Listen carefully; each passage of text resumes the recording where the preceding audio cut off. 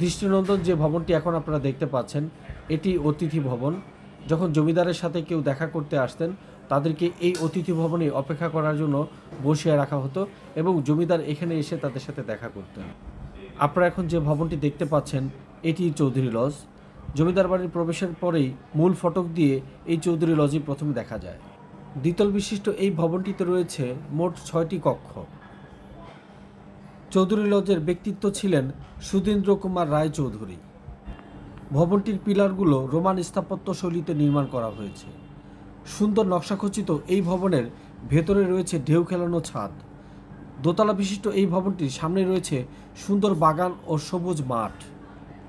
বর্তমানে ভবনটি পিটিসির কর্মকর্তাদের অফিস হিসেবে ব্যবহৃত হচ্ছে। আমরা এখন চৌধুরী লজের পেছনের সৌন্দর্য দেখতে পাচ্ছি।